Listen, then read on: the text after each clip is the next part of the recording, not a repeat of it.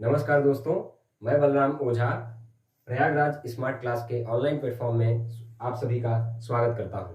हम लोगों ने हिंदी व्याकरण को बढ़ाने के लिए क्रम बनाया, जिसमें शब्द विचार को हम लोग पढ़ रहे थे।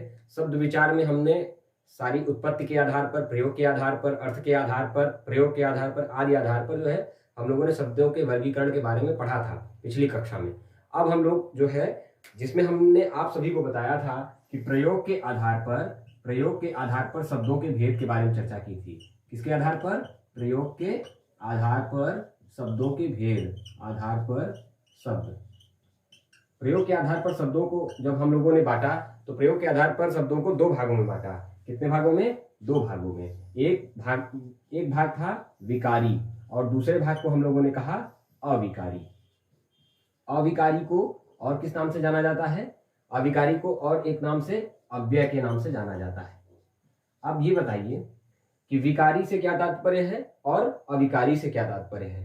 प्रयोग के आधार पर शब्द की चर्चा जब हमने किया तो उसमें हमने बताया था आपको कि यह जो है सबसे इंपॉर्टेंट और सबसे महत्वपूर्ण तथ्य था ये, क्योंकि यहीं से वास्तविक व्याकरण का प्रारंभ होता है। कैसे? कि विकारी के आधार पर शब्दों को चार भागों में और अविकारी के आधार पर जो है चार भेद, इसको बांटा गया था। तो विकारी का तात्पर्य क्या था? विकारी का तात्पर्य ये था कि जिन शब्दों पर लिंग, वचन, कारक, यानी क्या कहेंगे, यानी विकारी को अगर हम लोग डिफाइन करेंगे, डिफिनीशन उसका करेंगे विकारी को, तो इसका मतलब कि जिन शब्दों में इनका लिंग, वचन, कारक,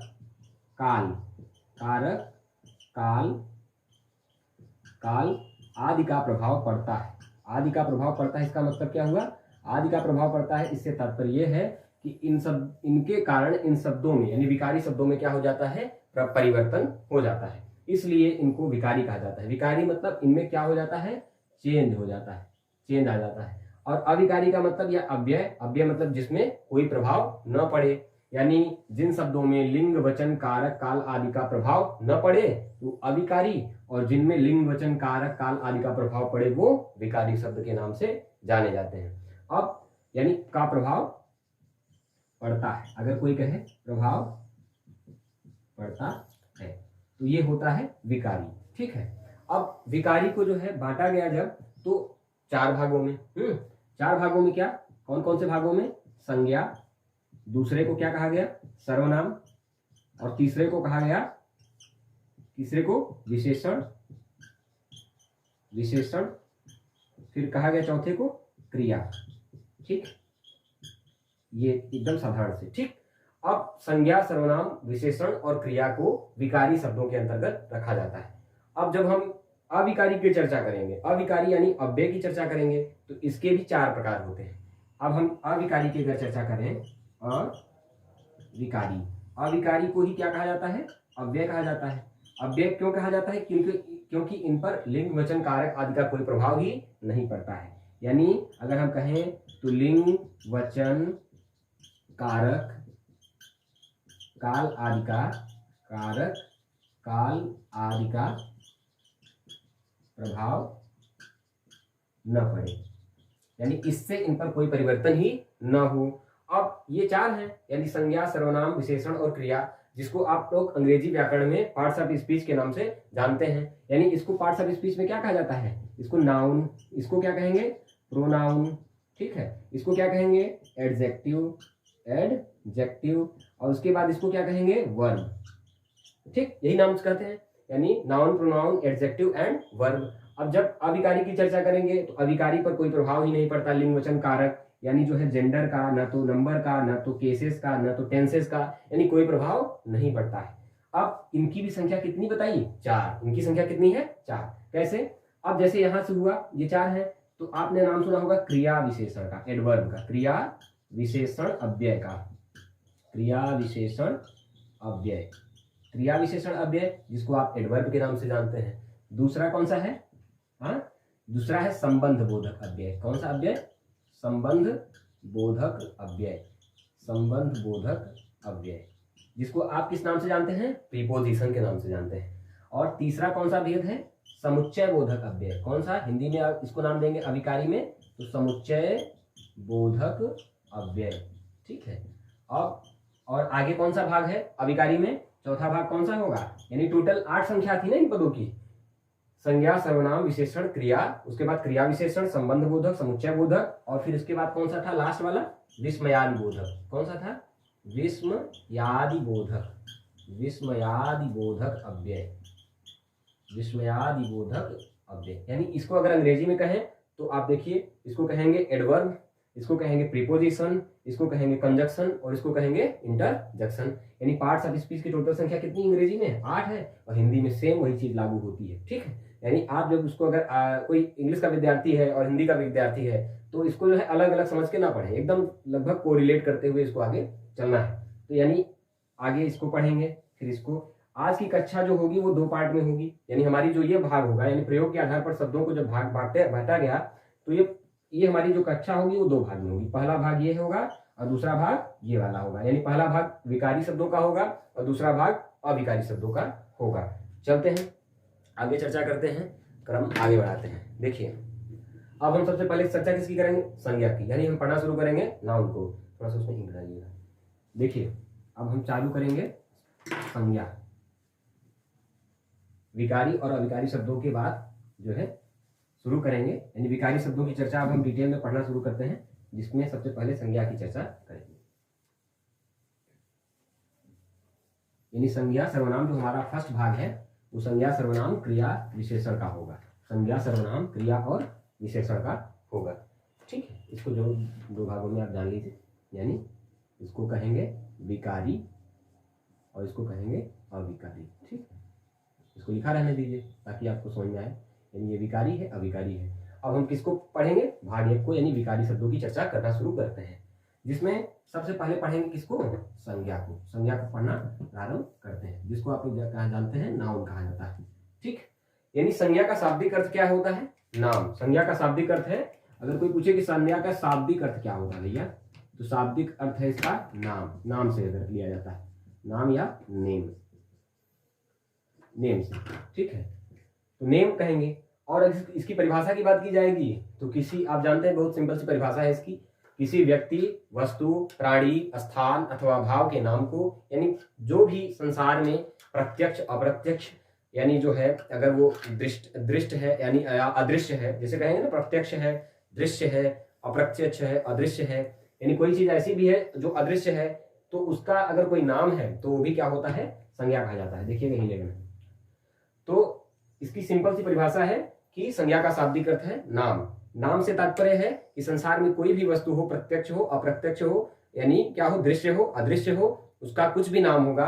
यानी संज्ञा का शाब्दिक अर्थ ही क्या है, नाम से है। नाम का तात्पर्य होगा तो क्या है, संज्ञा है। ठीक है, तो इसकी परिभाषा लिख लीजिएगा आप, किसी व्यक्ति, वस्तु, स्थान, प्राणी अथवा भाव के नाम को संज्ञा कहते हैं। या आप अगर उसको और हाई लेवल पर ले जाना चाहते हैं तो उसको कह सकते हैं इस संसार में जो भी चर, अचर, प्रत्यक्ष, अप्रत्यक्ष, दृश्य और अदृश्य, ठीक है, तो जितनी भी चीजें हैं अगर उनका कुछ नाम है तो क्या होगा, संज्ञा कहा जाएगा। अगर उनका कोई नाम लिखा जाएगा और उसको कहें कि इसको बताइए कि व्याकरणिक दृष्टि से इसका क्या महत्व है, तो व्याकरणिक दृष्टि से अगर कोई नाम है तो हो सकता है वो क्या हो, सबसे पहले तो क्या है, संज्ञा है। अब परिभाषा लिखने की बहुत जरूरत नहीं है, एकदम सिंपल से परिभाषा है कि संज्ञा जो है क्या होता है। अब संज्ञा की जब चर्चा आगे बढ़ाएंगे तो शुरू करेंगे कि संज्ञा के कितने भेद हैं, संज्ञा की भेद की चर्चा करते हैं आगे बढ़ने के लिए। अब संज्ञा में जैसे अगर कोई कहे कि भैया स्थान का नाम अगर आ गया तो जहां पे आप जैसे मतलब कोई भी स्थान हो, जैसे हो गया बिहार, बिहार हो गया, प्रयागराज हो गया, ठीक है, तो ये क्या है, स्थान का नाम हो गया। किसी प्राणी का नाम आ गया, किसी प्राणी का नाम, जैसे मान लीजिए जीव का, जैसे प्राणी का मतलब समझ रहे हैं ना, जिनमें जो है जीव हो, यानी जो सजीव है वो प्राणी है, तो जीव आ गया, जैसे शेर हो गया, बाघ हो गया, हिरण हो गया, तो ये क्या है, संज्ञा ही है, ये जान लीजिए। उसके बाद कोई वस्तु है, मान लीजिए सबसे आपकी प्रिय कलम, किताब, ठीक है, ये सब क्या है, कलम, किताब, और जो है जो भी चीजें हैं जैसे पेन, पुस्तक, टेबल, कुर्सी, यानी ये सब चीजें क्या होती हैं, वस्तु के अंतर्गत आती हैं। और किसी स्थान का नाम हो गया, किसी व्यक्ति का नाम मान लीजिए आ गया, कि किसी का व्यक्ति का नाम क्या हो गया, अथर्व। अगर मान लीजिए किसी का नाम क्या हो, अथर्व हो, दिनकर हो, अगर किसी का कुछ नाम है तो क्या है, वो भी क्या है, संज्ञा है। अगर कोई भाव है, जैसे कोई कहे कि मित्रता, भाव है, मित्रता क्या है, भाव है, सच्चाई, सच्चाई क्या है? भाव है। यानी अगर भाव का भी नाम होगा तो क्या होगा? संज्ञा होगा। अब इसी आधार पर संज्ञा को कितने भागों में बांटा गया है, इसकी चर्चा करिए कि संज्ञा कैसे पहचानेंगे, कि संज्ञा कौन कौन सी संज्ञाएं होती हैं और उनको पहचानने का तरीका देखिए। बहुत सरलता से आप देखेंगे तो बहुत सिंपल से इसको आप समझ सकते हैं, और इसको ज़्यादा जो है इसमें कोई बड़ी बात नहीं इसको समझने में। देखिए, अगर चर्चा करेंगे तो सबसे पहले संज्ञा को देखिए, जान गया आपका नाम होगा। अब संज्ञा को मूलभूत जो है किताबों में, एनसीईआरटी किताबों में मुख्य रूप से 3 भागों में बांटा जाता है। 3 भागों में इसलिए बांटा जाता है क्योंकि पहले व्यक्तिवाचक संज्ञा, फिर जातिवाचक संज्ञा, फिर जो है भाववाचक संज्ञा का जो है महत्व दिखाई पड़ता है। जैसे कोई कहे सबसे पहले कौन सी संज्ञा? व्यक्तिवाचक। कौन सी संज्ञा होगी? व्यक्तिवाचक। उसके बाद दूसरी कौन सी? जातिवाचक। कौन सी संज्ञा? जातिवाचक। और तीसरी कौन सी संज्ञा? भाववाचक संज्ञा। अब एक चीज आपको महत्वपूर्ण चीज बताते हैं जिससे आपको वर्गीकरण में दिक्कत न हो। अब व्यक्तिवाचक, जातिवाचक, भाववाचक संज्ञा है, लेकिन आपने सुना होगा समूहवाचक संज्ञा का नाम सुना होगा, आपने पदार्थवाचक संज्ञा का नाम सुना होगा, यानी कुल टोटल 5 भेदों को सुना होगा। लेकिन जो है कुछ किताबों में जो है एनसीईआरटी की किताब में क्या होता है कि इसी को मूलतः 3 भाग बांटे गए हैं। उसके बाद जो जातिवाचक संज्ञा है इसको 2 अन्य भागों में भी बांट दिया जाता है। यानी अगर हम कुल टोटल संज्ञाओं की चर्चा करेंगे तो 5 प्रकार की संज्ञाओं की चर्चा करेंगे। कैसे? जातिवाचक को बांटा गया तो समूहवाचक में बांट दिया गया। किसमें बांट दिया गया? समूहवाचक में। यानी अगर चौथी संज्ञा का बात करें तो समूहवाचक। उसके बाद जो है मटेरियल नाउन यानी पदार्थवाचक संज्ञा, पदार्थवाचक संज्ञा। अब इसकी चर्चा करेंगे, कैसे पहचानेंगे कौन सी व्यक्तिवाचक, जातिवाचक, भाववाचक, समूहवाचक, और इसको चर्चा करेंगे। तो अब जैसे व्यक्तिवाचक संज्ञा की चर्चा डायरेक्ट कर लीजिए यहीं पे। सबसे पहले इसकी चर्चा व्यक्तिवाचक की संज्ञा चर्चा कर लीजिए। व्यक्तिवाचक में किसी विशेष व्यक्ति, वस्तु, स्थान, ठीक है, किसी विशेष व्यक्ति, वस्तु, स्थान का अगर बोध हो, नाम का बोध हो तो व्यक्तिवाचक संज्ञा। व्यक्तिवाचक संज्ञा जैसे मान लीजिए विशेष, मतलब इसलिए कहा गया कि स्पेसिफिक, अगर स्पेसिफिक इसलिए कहा गया क्योंकि किसी विशेष के लिए वो नाम क्या हो? पहले से पूर्व प्रचलित हो। क्या हो? पूर्व से प्रचलित हो। यानी अगर किसी का नाम लेने से किसी व्यक्ति विशेष का नाम पता चलता है, किसी स्थान विशेष का नाम पता चलता है तो व्यक्तिवाचक संज्ञा। जैसे व्यक्तिवाचक संज्ञा में अगर किसी का नाम क्या है? राम है, ठीक है, किसी स्थान का नाम क्या है? प्रयागराज है, किसी स्थान का नाम क्या है? प्रयागराज है। यानी किसी विशेष व्यक्ति, वस्तु, यानी किसी विशेष वस्तु का नाम अगर मान लीजिए, अगर किसी स्थान का नाम जैसे हिमालय हो गया, क्या हो गया? हिमालय। तो हिमालय हर पर्वत का नाम हिमालय नहीं है, संसार में सारे पर्वतों का नाम हिमालय नहीं है। माउंट एवरेस्ट, आपने नाम सुना? माउंट एवरेस्ट, हाँ, ये सबसे जो है ऊंचा पर्वत श्रृंखला है संसार का, ठीक है। तो इन सब का जैसे मान लीजिए नाम है। जैसे कोई कहे, आज एक चीज कंफ्यूजन ये मत पालिएगा कि जैसे कोई कहे कि 2 सगे भाइयों का नाम राम है, हाँ, तो 2 सगे भाइयों का नाम राम होने से राम क्या जातिवाचक संज्ञा हो गया? नहीं, तो वो क्या होगा? व्यक्तिवाचक संज्ञा है। अगर किसी कक्षा में 10 व्यक्तियों का नाम रोहित है तो भी रोहित का नाम जो है, अगर वो कहे कि कक्षा में 10 विद्यार्थियों का नाम रोहित है तो रोहित कौन सी संज्ञा होगी? तब भी रोहित जो है वो व्यक्तिवाचक संज्ञा ही होगी। और एक चीज, छोटी छोटी चीजें, जैसे मान लीजिए किसी नदी का नाम है यमुना, गंगा, तो हर एक नदी का नाम यमुना, गंगा नहीं है, ठीक है। यानी किसी विशेष के लिए, किसी विशेष नदी के लिए यह प्रचलित होती है। किसी पुस्तक का नाम जैसे मान लीजिए रामचरितमानस है, रामचरितमानस है, हर एक पुस्तक का नाम रामचरितमानस नहीं है, किसी विशेष पुस्तक का नाम रामचरितमानस है। किसी विशेष स्थान का नाम जो है वो प्रयागराज है, किसी विशेष जो है नदी का नाम है वो गंगा यमुना है, ठीक है। और अगर कोई कहे कि आपको 10 व्यक्तियों का नाम जैसे मैंने बता दिया, और उसके बाद जैसे कोई कहे कि जैसे दिशाओं के नाम जैसे दे दिया, जैसे पूर्व, पश्चिम, उत्तर, यानी ये दिशाओं के नाम अगर है तो भी वो क्या है? व्यक्तिवाचक संज्ञा है। किसी विशेष युद्ध के नाम, जैसे आपने सुना होगा पानीपत का युद्ध, ठीक है, तो पानीपत का युद्ध जो है वो पानीपत क्या है? ये क्या एक नाम है, इस तरह युद्धों का नाम। और इस तरह जैसे किसी जो है किसी देश के जाति का नाम है, अगर मान लीजिए कोई कहे भारतीय कहे, क्या कहे? तो भारतीय भी क्या है। अगर कोई कहे जापानी, तो जापानी क्या है? ये मत सोचिएगा कि ये विशेषण है या ये जो है अन्य किसी और में आता है, ये भाव नहीं है, ये क्या है? व्यक्तिवाचक संज्ञा के अंतर्गत आता है। और दूसरी संज्ञा का नाम, अब व्यक्तिवाचक संज्ञा क्लियर है, अब उसके बाद पढ़िए जातिवाचक संज्ञा। तो जातिवाचक संज्ञा में जब पढ़ना शुरू करिए तो दूसरे भाग में जातिवाचक संज्ञा, ताकि जो है समय से इसको खत्म कर किया जा सके। अब देखिए जातिवाचक, जाति का मतलब पूरी जाति। ठीक है, जाति का मतलब किसी विशेष जाति का, जिन संज्ञाओं से एक ही प्रकार की यानी समूचे किसी एक जाति का बोध हो। समूचे एक जाति का कैसे बोध होगा? जैसे कोई कहे पक्षी, पक्षी हमने कहा तो पक्षी से क्या हो गया, संसार में जितने भी पक्षी हैं सब इसी शब्द के अंतर्गत यानी सभी पक्षी इसके अंतर्गत आते हैं। कोई कहे कि कबूतर, कबूतर कहे तो क्या कबूतर जो है उसको व्यक्तिवाचक संज्ञा करना ठीक है? नहीं, क्योंकि कबूतर, कबूतर शब्द में जितने भी कबूतर प्रजाति के या कितने भी कबूतर जाति के जितने पक्षी हैं वो कबूतर शब्द के अंतर्गत इंक्लूड हो जाएंगे। अगर कोई कहे कि मान लीजिए अगर कोई कहे मनुष्य, क्या कहे? मनुष्य कहे, या कोई कहे बालक कहे, तो इससे क्या तात्पर्य है? मनुष्य में संसार में जितने भी मनुष्य हैं, ठीक है, वो क्या होंगे? वो जाति के अंतर्गत यानी विशेष जाति हो गई। ठीक है, तो ये हो गए। जैसे हमने यहाँ गंगा यमुना कहा था तो उसको हमने व्यक्तिवाचक संज्ञा का नाम दिया था। अगर यहाँ पूरा टोटल लिख दे नदी, तो जितने भी नदियों का समूह है वो जातिवाचक संज्ञा के अंतर्गत आ गया, यानी पक्षियों के अंतर्गत सारे पक्षियों का नाम आ गया। कबूतर में सारे कबूतरों का नाम हो गया, किसी विशेष कबूतर के लिए यह नाम प्रचलित नहीं है। यानी ये जो मनुष्य शब्द है ये किसी विशेष व्यक्ति के लिए, या बालक शब्द किसी विशेष बालक के लिए, या नदी किसी विशेष नदी के लिए प्रचलित नहीं है, यानी समूची नदी प्रजाति ही इसके अंतर्गत आ जाती है। जैसे कोई कहे पुस्तक, तो पुस्तक में कौन सी संज्ञा है? पुस्तक में जातिवाचक संज्ञा है। कौन सी संज्ञा है? जातिवाचक संज्ञा, क्योंकि यह किसी विशेष पुस्तक के लिए नहीं पुस्तक शब्द प्रचलित है। यह संसार में जितने भी पुस्तक हैं, धार्मिक यानी जितने भी पुस्तक हैं वो क्या है? वो पुस्तक के अंतर्गत रखे जाएंगे, यानी जातिवाचक संज्ञा के अंतर्गत रखे जाएंगे। दुकानदार, शिक्षक, डॉक्टर, यानी आप समझ रहे हैं ना। अगर कोई कहे डॉक्टर, डॉक्टर कहे तो क्या हो गया? ये जातिवाचक संज्ञा। शिक्षक कहे, शिक्षक सर्वपल्ली राधाकृष्णन का अगर केवल नाम रखे तो भैया वो शिक्षक जो है व्यक्तिवाचक हो गए, लेकिन अगर शिक्षक लिखा है तो क्या है? ये जातिवाचक संज्ञा है।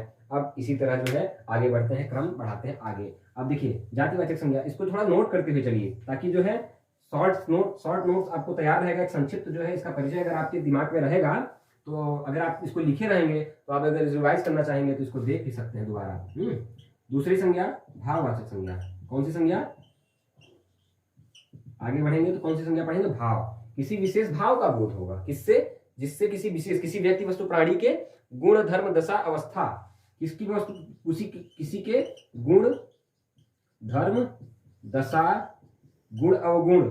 ठीक है, जैसे ये लगभग जो है भाव जो है वो विशेषण से मिलता जुलता रहता है। भाववाचक संज्ञा जो होती है वो लगभग विशेषण से मिलती जुलती है, लेकिन जब आप इसको पढ़ना प्रारंभ करेंगे तो दोनों में भेद करना आप समझ जाएंगे। गुण धर्म दशा, ठीक है, ठीक है, दशा अवस्था, यानी किसी भी चीज का अगर ये इस टाइप के जो है बोध हो, का बोध हो, कैसे बोध हो? जैसे क्या कोई कहे कि मित्रता, जैसे हमने शब्द आपको बताया था ना मित्रता, ये क्या है? एक भाव है। मित्रता क्या है?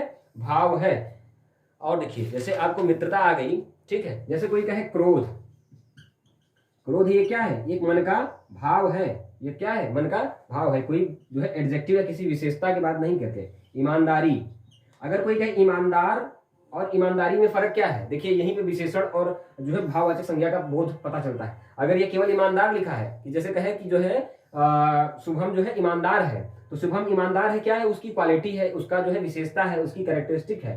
तो ईमानदार शब्द तो ये है, क्या है? विशेषण है। लेकिन अगर यही लिख दिया ईमानदारी तो ये क्या हो गई? भाव हो गया। ठीक है, ये क्या हो गई? भाव है। बचपन, चोरी, जैसे बचपन, बचपन क्या है? भाव है। ठीक है, बचपन से, लड़कपन से, सजावट से, सुगंध से, दुर्गंध से, निजत्व से, सुंदरता से, वीरता, वीरता, शत्रुता, ये सब क्या है? भाव है। यानी किसी जो है ये किसी विशेष व्यक्ति का नाम नहीं है, किसी जाति का नाम नहीं है। मित्रता, शत्रुता क्या है? एक भाव है, मन का भाव है। ठीक है, यानी कहे कि जो है तिवारी और जो है ऐसे मतलब कहे कि कोई जो है दो व्यक्तियों के बीच विशेष जो है मित्रता का भाव है। कैसे भाव? मित्रता का भाव, उनके मन का भाव है, इसलिए इसको भाववाचक संज्ञा के अंतर्गत रखा जाता है। ये जान लीजिए। वीर और वीरता, देखिए फर्क कैसे करेंगे। जैसे आप लोग क्या करते हैं कि भाववाचक संज्ञा सबसे महत्वपूर्ण संज्ञा के अंतर्गत आता है, जिसको परीक्षा में सबसे ज्यादा पूछा जाता है। जैसे कैसे काटेंगे? जैसे आपको फर्क कैसे पता चलेगा? ये वीर जो है वो विशेषण है, वीर क्या है? यह विशेषता बताता है, लेकिन वीरता क्या है? एक भाव है। ठीक है, मित्र क्या है? एक विशेषण है। जैसे कहे कि रोहित शुभम का मित्र है, ठीक है, तो मित्र है तब तो कह सकते हैं कि ये हो सकता है विशेषण है। लेकिन अगर कोई कहे मित्रता, तो मित्रता इसका क्या है? भाव है।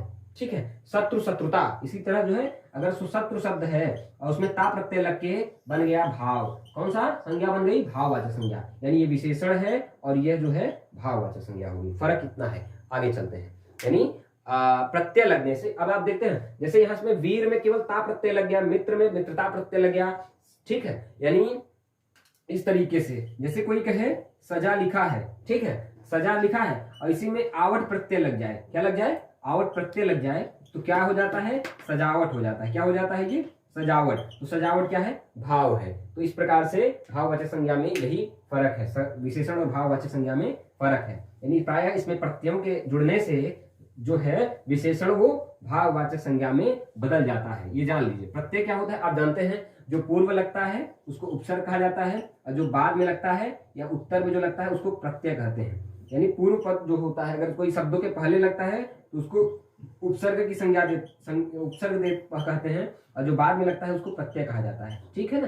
प्रेफिक्स इसको कहते हैं, सफिक्स इसको कहते हैं। अब आगे चलते हैं, भाववाचक संज्ञा सबसे महत्वपूर्ण है। थोड़ा संज्ञा ही थोड़ा सा डिले करेगा, यानी इस क्लास को थोड़ा संज्ञा जो है हम लोग को डिले करेगा, लेकिन जो है अगर आपको थोड़ा सा सावधानी से समझते चलेंगे तो इसमें कोई आपको कठिनाई समझने में नहीं होगी। अब देखिए, व्यक्तिवाचक संज्ञा, जातिवाचक, भाववाचक और फिर चौथी संज्ञा समूहवाचक और फिर पदार्थवाचक संज्ञा की चर्चा करते हैं। तो समूहवाचक या द्रव्यवाचक पदार्थवाचक संज्ञा की अगर मान लीजिए चर्चा करिए तो पदार्थवाचक संज्ञा देखिए, पदार्थ या इसी को द्रव्य कहता है, द्रव्य मतलब समझ रहे हैं ना, द्रव्यवाचक संज्ञा, मैटर, द्रव्यवाचक संज्ञा, इसको हम कहते हैं कौन सा नाउन, मटेरियल नाउन, ठीक है। मटेरियल नाउन का तात्पर्य होगा कि जिन शब्दों को, यानी किसी, जैसे कहे मान लीजिए पदार्थवाचक या द्रव्यवाचक संज्ञा से तात्पर्य है किसी धातु द्रव्य, यानी कैसे कोई द्रव हो, ठीक है, द्रव यानी जिसको जिसका जो है मापन करें, जैसे लगभग जिसका क्या किया जा सके, जिसको मापा या तौला जा सके। यानी अगर कोई अवस्था ठोस में है, द्रव में है या गैस में है, अगर उसका क्या संभव है, मापन संभव है, मापन या नाप संभव है या उसका तौल संभव है, ठीक है। यानी कोई नाप तौल की इकाई से संबंधित कोई वस्तु है, द्रव, ठोस, गैस, कोई भी वस्तु हो तो उसको क्या कहेंगे, वो पदार्थवाचक संज्ञा कहेंगे। मार्केट में जब जाते हैं तो हम लोग लगभग जो तौल की सब वस्तुएं खरीदते हैं तो वो क्या कही जाती है, वो पदार्थवाचक संज्ञा ही कही जाएगी। कैसे, जैसे आप लेना जैसे सुनार की दुकान में आप क्या लेते हैं, सोना, इसी तरह चांदी, ठीक है। इसी तरह लोहार की दुकान में अगर लोहा का कोई सामान खरीदते हैं तो उसको लोहा क्या कुंटल में आप खरीदते हैं, किलो में खरीदते हैं, जैसे भी करते हैं, तो क्या है, एक परिमाण है, यानी ये क्या होता है, इसका मापन संभव है, इसका क्या है, संभव है क्या, मापन। जैसे आप क्या लेते हैं, वस्त्र लेते हैं ना, वस्त्र खरीदते हैं तो वस्त्र को 4 मीटर, 10 मीटर, 50 मीटर इस तरीके से नापना है। अगर मान लीजिए आप घी लेते हैं, घी भी क्या लेते हैं, एमएल में लेते हैं, तो इसको भी नापने हैं, नाप सकते हैं। चावल, गेहूं, घी, चावल लेते हैं, गेहूं लेते हैं, यानी आज चीजें जो आप क्या करते हैं, नाप तौल की इकाई में उसको जो है रखते हैं, यानी वस्तुओं को रखते हैं, तो वो होगा। इसी तरह जो है ऑक्सीजन भी आप जानते हैं, जैसे एक हो गया कार्बन डाइऑक्साइड या O2 ऑक्सीजन के नाम से जानता है ना, तो उसको भी जो है वो पदार्थवाचक संज्ञा, या गैस, ये किस अवस्था में होता है, ये गैस की अवस्था में होता है, तो क्या होगा, एक चीज और ध्यान दीजिए, पानी भी क्या है, पदार्थवाचक की संज्ञा है। पानी क्या शब्द है, पदार्थवाचक संज्ञा ही कही जाती है। जमीन, मूली, गाजर, सब्जियों के जितने भी नाम है लगभग जान लीजिए वो क्या है, पदार्थवाचक। अगर कोई से कहे सब्जी क्या है, अगर कोई कहे सब्जी क्या है, तो सब्जी क्या है, सब्जी एक जातिवाचक संज्ञा है, ये जान लीजिए। संसार में जितनी भी सब्जियां हैं वो सब्जी शब्द के अंतर्गत समाहित हो गई, ठीक है। अगर इसी में कोई कहे मूली, मूली क्या है, तो मूली क्या होती है, अगर नाप तौल की इकाई के अंतर्गत है तो मूली जो है वो पदार्थवाचक संज्ञा के अंतर्गत आती है। अब आगे पढ़िए, पदार्थवाचक के बाद अब हम पढ़ते हैं समूहवाचक संज्ञा के बारे में। नोट करते चलिएगा जिससे आपको सरलता रहेगी बाद में समझने के लिए। मान लीजिए आपको अभी नहीं समझ आ रहा है, लेकिन अगर कहीं से तथ्यों का अगर आपको ज्ञान होगा तो आप इसको क्या कर सकते हैं, थोड़ा सा इसको डिस्क्राइब कर सकते हैं या समझने का प्रयास करेंगे। समूहवाचक संज्ञा, समूहवाचक संज्ञा, समूहवाचक का मतलब हुआ कि कलेक्टिव, कलेक्टिव मतलब कलेक्शन, कलेक्शन मतलब झुंड, ठीक है। अगर कोई कहे, मान लीजिए किसी समूह का बोध हो, समूह मतलब किसी निश्चित समूह या समुदाय, समूह या समुदाय का जब बोध हो, क्या हो, समूह या समुदाय का बोध हो जिन शब्दों से, वो क्या कहे जाएंगे, वे शब्द समूहवाचक संज्ञा कहे जाएंगे। जैसे एक शब्द है, मान लीजिए पार्टी, पार्टी शब्द जो आती है ना, वो भी समूहवाचक संज्ञा के अंतर्गत आता है। इसी तरह जो है परिवार, परिवार क्या है, एक विशेष संबंधवाचक संबंधियों का जो है, व्यक्तियों का जो है एक जो है समूह है परिवार, ठीक है। माता पिता, बच्चे, संघ, सेना, जैसे मान लीजिए संघ शब्द है, हाँ, कोई संघ है या कोई समिति है, वो क्या होती है, जैसे समिति है, सेना है, ठीक है, मंडली है, साधुओं की मंडली या भक्तों की मंडली जा रही है, तो मंडली शब्द क्या है, समूहवाचक संज्ञा है। आयोग, वर्ग, आयोग कोई है, कोई आयोग गठन दिया गया संगठन है, तो उसका आयोग शब्द क्या है, वो संघ है, कोई शब्द संघ अच्छा लिख दिए हैं। कोई विशेष वर्ग के बारे में किया गया वर्ग है, तो क्या है, वो भी समूहवाचक संज्ञा के अंतर्गत आती है, कलेक्टिव नाउन के अंतर्गत आती है। इसी तरह नक्षत्रों का नाम हो गया राजनीतिक, नक्षत्रों का नाम, जैसे कोई कहे नक्षत्र, आप समझ रहे हैं ना, 27 नक्षत्रों का, तो नक्षत्र जो शब्द है, नक्षत्र शब्द भी जो है वो क्या है, वो समूहवाचक संज्ञा के अंतर्गत। राशि, राशियां 12 राशियां है ना, मेष, वृष, मिथुन, कन्या, ये सब, वृश्चिक, आपने नाम सुना होगा, तो ये समूहवाचक संज्ञा के अंतर्गत आती है। समूहवाचक संज्ञा के बाद अच्छा आप क्या करेंगे, जातिवाचक हो गया, पदार्थ हो गया, समूहवाचक हो गया। अब एक चीज थोड़ा सा आपको बता देते हैं, उसके बाद हम इसको आगे बढ़ाएंगे, क्रम आगे जाएगा, संज्ञा से आगे बढ़ेंगे, सर्वनाम की चर्चा करेंगे। एक चीज अब बता देते हैं, इसको नोट करिएगा, 5 प्रकार की संज्ञाओं की चर्चा की है हम लोगों ने, व्यक्तिवाचक, जातिवाचक, भाववाचक, समूहवाचक और पदार्थवाचक। एक चीज और देखिएगा, जैसे कोई कहे कि मान लीजिए, जैसे कोई कहे कि राधा मेरे घर की, राधा मान लीजिए किसी व्यक्ति का, बहन का नाम है, राधा मेरे घर की क्या है, लक्ष्मी है, राधा मेरे घर की लक्ष्मी है, तो इसमें जो शब्द है, लक्ष्मी शब्द है जो, वो किस प्रकार की संज्ञा है। अगर कोई कहे लक्ष्मी शब्द किस प्रकार की संज्ञा है, या देश में, ऐसे कोई शब्द कहे कि हमारे देश में जयचंदों की कमी नहीं है, क्या कोई कहे कि जयचंदों की कमी नहीं है, इस तरीके से अगर कोई कहे, तो ये जान लीजिए, ये जो लक्ष्मी शब्द है और ये जयचंद शब्द है, इसमें जो है कौन सी संज्ञा है। जैसे कोई कहे, जैसे कहे जो है शेक्सपियर को इंग्लैंड का कालिदास कहा जाता है, क्या कहा जाता है, कालिदास, ली में छोटा ई है, ये जान लीजिएगा, कालिदास कहा जाता है। तो जयचंदों और लक्ष्मी और जो कालिदास है, यानी इन शब्दों को आप जान लीजिए। जैसे कहे तो ये क्या है, ये किसी विशेष व्यक्ति का नाम तो है, लेकिन यहाँ पे जो भाव है वह क्या है, हमारे देश में जयचंदों की कमी नहीं है। जयचंदों का मतलब हुआ कि धोखेबाजों का कमी नहीं है। हाँ, उसी तरह जो है लक्ष्मी शब्द से हुआ कि वह जो भाग्यवान जो लड़कियां हैं, या जो युवतियां क्या हैं, या जो महिलाएं क्या हैं, जो स्त्रियां क्या हैं, भाग्यवान है। यहाँ लक्ष्मी शब्द से तात्पर्य ये नहीं है कि किसी का नाम है। यहाँ ये देखिएगा, भाव से मतलब हुआ किसी भाग्यवती स्त्री के बाद किसी भाग्यवान स्त्री के बारे में, या भाग्यवती, ठीक है, भाग्यवती स्त्री के बारे में बात किया जा रहा है, तो यह जातिवाचक संज्ञा है। ये इन सब में क्या है, कौन सी संज्ञा हो जाएगी, जातिवाचक संज्ञा। जयचंद की कथा आप सुने हैं नहीं। ये देखिए, जयचंद मतलब कोई जो है धोखा देने वाला या कोई धूर्तता करने वाला व्यक्ति।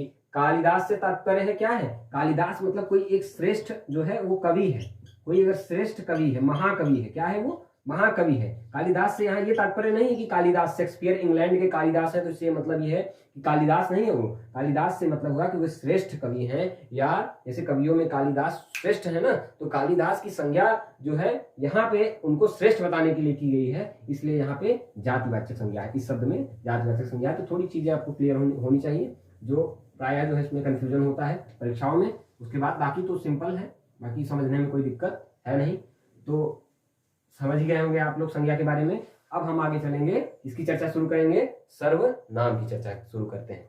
सर्वनाम के बारे में जब पढ़ेंगे तो ये देखिए, सर्वनाम जिसको आप क्या कहते हैं, प्रोनाउन, उसको नाउन कहेंगे, इसको क्या कहेंगे, प्रोनाउन। प्रोनाउन का मतलब हुआ, सर्वनाम का मतलब हुआ सबके लिए नाम, सबके लिए नाम।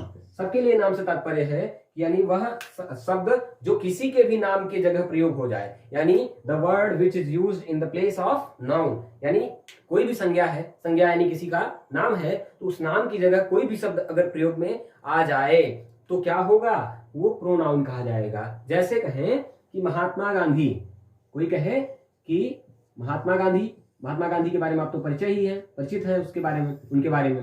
तो महात्मा गांधी हमारे देश के जो है वो कुशल नेता थे। क्या कहेंगे, वो कुशल नेता थे या अहिंसा के पुजारी थे, इस तरह कह सकते हैं। नेता थे, नेता तो रहे ही थे। महात्मा गांधी हमारे देश के कुशल नेता थे। तो इसमें क्या है, महात्मा गांधी इनका नाम है, महात्मा गांधी नाम है तो ये क्या है, एक संज्ञा है। लेकिन अगर इसी को आगे बढ़ाते हुए कहें कि वह राष्ट्रपिता, राष्ट्रपिता कहे जाते हैं। क्या कहे जाते हैं, राष्ट्रपिता कहे जाते हैं। अब यहाँ जो वह शब्द है, यानी यह वह शब्द जो लिखा है, यह क्या करता है, महात्मा गांधी को डिनोट करता है। यानी इनको यहाँ पे जो वह शब्द प्रयोग हुआ है, किसके लिए प्रयोग हुआ है, महात्मा गांधी के लिए प्रयोग हुआ है। यानी यह शब्द संज्ञा के स्थान पर प्रयोग हुआ है। यानी महात्मा गांधी क्या है, संज्ञा है, यानी किसी विशेष व्यक्ति का नाम है, व्यक्तिवाचक संज्ञा है। तो यह क्या हुआ है, वह शब्द सर्वनाम है, क्योंकि यह इनके नाम की जगह यूज हुआ है। इसका मतलब संज्ञा या किसी के नाम की जगह, संज्ञा या नाम के स्थान पर प्रयोग होने वाले शब्द। जैसे कौन कौन से शब्द हो सकते हैं, वह, उसने, ठीक है, वे, उनका, हम, हमारा, ठीक है, तुम, तुम्हारा, ठीक है, इस तरह, मैं, मेरा, यानी ये सब क्या है, ये सारे शब्द सर्वनाम है। क्या है, सर्वनाम है। तो अब सर्वनाम की जब चर्चा करेंगे तो सर्वनाम कितने प्रकार के होते हैं उसकी चर्चा कर लेते हैं। सर्वनाम के बारे में आप जान गए कि सर्वनाम क्या होता है, संज्ञा के स्थान पर प्रयोग होते हैं या किसी के स्थान नाम की जगह वो प्रयोग होते हैं। सर्वनाम से तात्पर्य है सबका नाम या सबके लिए नाम, यानी जो सबके लिए नाम की अवस्था में उसका प्रयोग हो जाए वो सर्वनाम कहा जाएगा। सर्वनाम की जब प्रकार की चर्चा करेंगे तो जो मात्राओं का जो ज्ञान है जिनको वो देखें। सर्वनाम, सर्वनाम का मतलब हुआ सर्वनाम 6 प्रकार के। इसको गुरु कहा जाता है, इसको लघु कहा जाता है। जैसे हम इसको यस टाइप का जो हिंदी में यूज होता है, आप जानते हैं इसको गुरु, इसको लघु की संज्ञा दी जाती है। गुरु को हम लोग 2 से नोट करते हैं, 2 समझते हैं, लघु को 1 से। यानी यहाँ पे देखिए ये 2 है, ये 1 है, ये 2 है, ये 1 है, टोटल संख्या कितनी हो गई, 6। यानी सर्वनाम के जो है टोटल कितने भेद हैं, वो 6 भेद हैं। सर्वनाम के कुल 6 भेद है। सर्वनाम से तात्पर्य है क्या, कि सबके लिए नाम। अच्छा ये देखिए एक ट्रिक भी बता देते हैं ताकि आपको सर्वनाम का नाम जो है वो पता चलता रहे। ये जो है कैसे पता चलेगा कि सर्वनाम का हम कैसे प्रकारों की चर्चा करेंगे। जैसे एक चीज कर सकते हैं कि पुरुष ने निज से प्रश्न करके, ऐसे कहेंगे पुरुष ने, ये ट्रिक देख लीजिए, क्या है, एक ट्रिक है। पुरुष ने निज के संबंध में, ये नोट कर लीजिए चाहे तो, नंबर संबंध में प्रश्न करके निश्चित या अनिश्चित को निश्चित किया, ये कह सकते हैं। अनिश्चित को निश्चित किया। अब देखिए यहां से भेदों की चर्चा कर सकते हैं। कैसे करेंगे, देखिए पुरुष से पुरुषवाचक सर्वनाम, निज से निजवाचक सर्वनाम, संबंध से संबंधवाचक सर्वनाम, प्रश्न से प्रश्नवाचक सर्वनाम, अनिश्चित से अनिश्चितवाचक सर्वनाम और निश्चित से निश्चयवाचक सर्वनाम। देखिए 6 प्रकार के सर्वनामों की चर्चा यहाँ 1 2 3 4 5 6, ठीक है। ये ट्रिक आप लिख सकते हैं 1 2 3 4 5 यानी 6। ये सर्वनाम कितने प्रकार हैं, 6 प्रकार। इनको आप पुरुष ने निज के संबंध में प्रश्न करके अनिश्चित को निश्चित किया, अगर आप इस तरीके से पढ़ेंगे तो ये कह सकते हैं, आप इसको ट्रिक से याद कर सकते हैं, ठीक है। तो आगे चर्चा किसकी करेंगे, सर्वनाम के कुल 6 भेद हैं, जिसमें सबसे पहले क्या करेंगे, लिख लीजिए इस ट्रिक को ताकि जो है आपको ये समझने में दिक्कत न हो। सबसे पहले चर्चा करेंगे पुरुषवाचक सर्वनाम की, किसकी, पुरुषवाचक सर्वनाम की, ठीक है, पर्सन्स। तो देखिए किसी विशेष व्यक्ति या किसी जो सर्वनाम किसी स्त्री या पुरुष के लिए आता है, या किसी स्त्री या पुरुष के लिए आए, क्या होगा, जो किसी स्त्री या पुरुष के बदले में आए उसको कहेंगे पुरुषवाचक सर्वनाम। किसी स्त्री या पुरुष के नाम के बदले आए वो पुरुषवाचक सर्वनाम। जैसे कहें कि मोहित एक अच्छा लड़का है, ऐसे कहते हैं ना, मोहित एक अच्छा लड़का है, ऐसे कहें मोहित एक अच्छा लड़का है। हम यहाँ कह सकते हैं कि मोहित क्या है, पुरुष है, और वह एक अच्छा लड़का है, ये भी तो कह सकते हैं, वह एक अच्छा लड़का है। अब यहाँ मोहित एक पुरुष है और पुरुष के नाम की जगह वह यूज हुआ, तो समझ लीजिए ये पुरुषवाचक सर्वनाम है। अब ये देखिए पुरुषवाचक सर्वनाम की चर्चा करेंगे तो कहेंगे कि पुरुषवाचक सर्वनाम क्या होगा, किसी स्त्री या पुरुष के बदले आने वाले शब्दों को पुरुषवाचक सर्वनाम कहेंगे। जैसे वे, हम, वह, ठीक है, मेरा, ठीक है, वह, हम, मेरा, मैं, ठीक है, तुम, यानी ये सारे शब्द क्या होंगे, पुरुषवाचक सर्वनाम के अंतर्गत आएंगे। अब पुरुषवाचक सर्वनाम की जब चर्चा करते हैं तो अंग्रेजी में आपने पर्सन्स को सुना होगा, जैसे कहते हैं प्रोनाउन, प्रोनाउन में जो है पर्सन, जैसे फर्स्ट पर्सन, सेकंड पर्सन, उसी तरह हिंदी में भी जो है वो क्या होते हैं, उत्तम पुरुष के सर्वनाम, मध्यम पुरुष, यानी सर्वनाम में जो पुरुषवाचक सर्वनाम है इनके भी 3 भेद बताए गए। कौन कौन से भेद बताए गए हैं भैया, 3 भेद, first, second and third. First person, second person, third person, जिसको आप कहेंगे उत्तम पुरुष, मध्यम पुरुष और अन्य पुरुष के नाम से जानते हैं। उत्तम पुरुष, ठीक है, उत्तम पुरुष, मध्यम पुरुष, अन्य पुरुष के नाम से जानते हैं जिनको आप। अब कैसे कहेंगे कि भैया उत्तम पुरुष क्या होता है, मध्यम पुरुष क्या होता है और अन्य पुरुष क्या होता है। अंग्रेजी में जब आप पढ़ते हैं तो फर्स्ट पर्सन, सेकेंड पर्सन और थर्ड पर्सन की चर्चा करते हैं। तो इसको आपने देखा होगा ना, 1 2 3, जब आप जो है वो पढ़ते थे, क्या पढ़ते थे, जब आप पढ़ते थे डायरेक्ट एंड इनडायरेक्ट स्पीच जब पढ़ते थे तो ये कोड आपने सुना होगा ना। तो जब सब्जेक्ट के यानी वर्ब, जब क्रिया जो है फर्स्ट पर्सन सब्जेक्ट जो होता है वो फर्स्ट पर्सन के अकॉर्डिंग चेंज होता है, ऑब्जेक्ट वो सेकंड पर्सन के अकॉर्डिंग चेंज होता है, और जो है मान लीजिए थर्ड पर्सन का करता है तो वो नहीं चेंज होता, नॉट चेंज, ऐसा करते हैं ना, कुछ ऐसा सिस्टम है अंग्रेजी में। तो उसमें फर्स्ट पर्सन, सेकंड पर्सन और थर्ड पर्सन जिस प्रकार यूज होता है सेम वही सिस्टम इंग्लिश में यूज होगा, अगर किसी को अंग्रेजी वाला ज्ञान है तो। लेकिन अगर इसको नहीं ज्ञान है तो देखिए इसको कहा जाता है वक्ता, इसको कहा जाता है श्रोता, और जिसके विषय में बात हो जाती है वो अन्य पुरुष के अंतर्गत आती है, यानी जिसके विषय में बात होता है, जिसके विषय में कहा जाए। ठीक, कैसे, जैसे मैं आपको कोई बात बोल रहा हूं तो क्या हूं मैं हूं श्रोता, सॉरी मैं हूं क्या, उत्तम पुरुष, मैं क्या हूं, उत्तम पुरुष, यानी मैं फर्स्ट पर्सन हूं। यानी अगर कोई कहे मैं जो शब्द है यानी मैं क्या है, वो उत्तम पुरुष के अंतर्गत। इसी तरह हम जो है यानी मैं और हम जो ये 2 शब्द हैं वो किस प्रकार के प्रोनाउन है, वो उत्तम पुरुष, पुरुषवाचक सर्वनाम में वो उत्तम पुरुष के सर्वनाम कहे जाते हैं, उत्तम पुरुष, ठीक, पुरुषवाचक सर्वनाम। अब मध्यम पुरुष में कौन आएगा भैया, तुम आओगे, कौन आएगा, तुम आओगे। मैंने तुमसे कहा, किसके विषय में कहा, जिसके विषय में भी कहा, जैसे मैंने किसके विषय में कहा, वह, वे, ठीक है, उसको, आदि, ये सारी चीजें। यानी अगर कोई कहे आई वी, अब देखिए मैं को क्या कहेंगे, आई वी माने हम, तो आई और वी जो होगा, आई और वी जो होगा वो क्या होगा, उत्तम पुरुष। इसी तरह यू जो होगा वो मध्यम पुरुष, और इसके बाद जो है ही, सी, दे, ठीक है, इट एक्सेट्रा जो आपने देखा होगा, यानी वह, ही में जो है ही, सी, ऐसे सुने होगा। जो वह शब्द है वो यहाँ पे हिंदी में तो दोनों के लिए प्रयोग होता है, लेकिन अंग्रेजी में ही और सी जो है वो महिला और पुरुष के लिए अलग अलग है। तो इस तरीके से जान लीजिए मैं और हम जो है वो फर्स्ट पर्सन है, सेकंड पर्सन में तुम आओगे, और बाकी जिनके विषय में और कहा जाता है वह, वे, उनको, उनका, उनसे, यानी ये सारी चीजें वो आएंगी। वक्ता जो होगा वो उत्तम पुरुष होगा, श्रोता जो होगा वो मध्यम पुरुष होगा, और जिसके विषय में कहा जाएगा वह अन्य पुरुष के नाम से जाना जाएगा। इसको जो है आप जो है अपने दिमाग में बैठा लीजिए। यानी मैं तुमसे कहता हूं तो मैं हूं कौन, मैं हूं उत्तम पुरुष। तुमसे कहता हूं तुम कौन हो, मध्यम पुरुष। जिसके विषय में कहता हूं वह क्या है, अन्य पुरुष।